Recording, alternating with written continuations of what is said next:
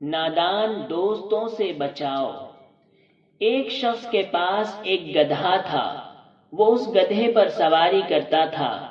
ایک روز آدمی اس پر چڑھا تو گدھے نے اس کو زمین پر پٹک دیا۔ آدمی کو سخت چوٹ آئی۔ مالک کی چوٹ دیکھ کر گدھا سنجیدہ ہو گیا اور اس کو دوبارہ اپنی پیٹھ پر بیٹھا کر روانہ ہوا۔ مالک خاموش ہو گیا کہ دیکھو یہ گدھا کہاں جاتا ہے۔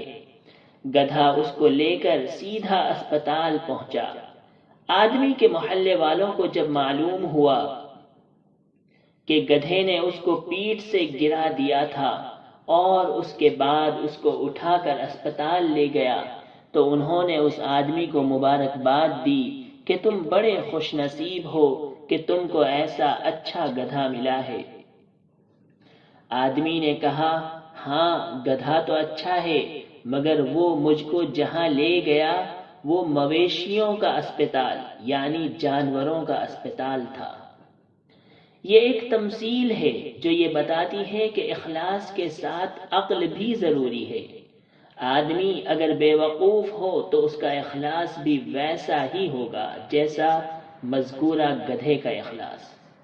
وہ ایک آدمی کی تکلیف پر دکھی ہوگا اور اس کو اپنی پیٹھ پر لاد کر اسپتال لے جائے گا، مگر وہ جس اسپتال میں اس کو پہنچائے گا وہ مویشیوں کا اسپتال ہوگا، نہ کہ آدمیوں کا اسپتال۔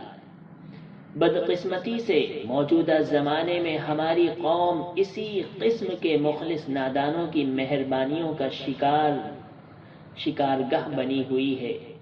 ہر قائد نہایت اخلاص اور درد مندی کے ساتھ قوم کی خدمت میں لگا ہوا ہے، مگر وہ قوم کی اصلاح کے لیے ایسی تدبیریں کرتا ہے جو قوم کے مرض کو اور بڑھانے والی ہوں، نہ کہ اس کو گھٹانے والی۔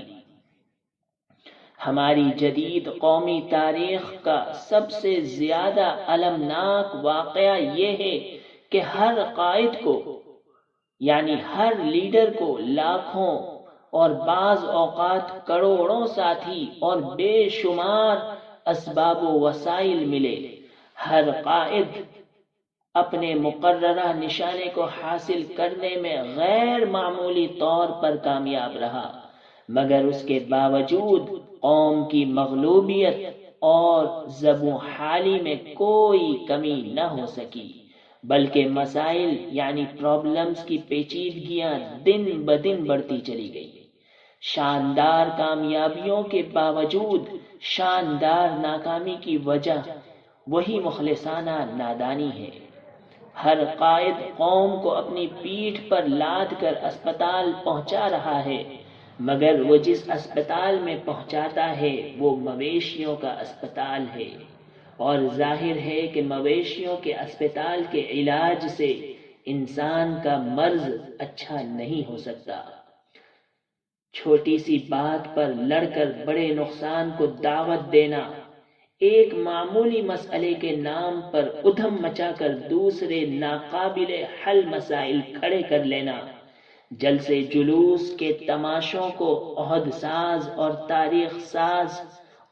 تاریخ آفریں بتا کر قوم کی بے حساب طاقت اس میں برباد کر دینا، سب اسی نادانی کی مثالیں ہیں۔ کتاب تصویر ملت، مولانا وحید الدین خان۔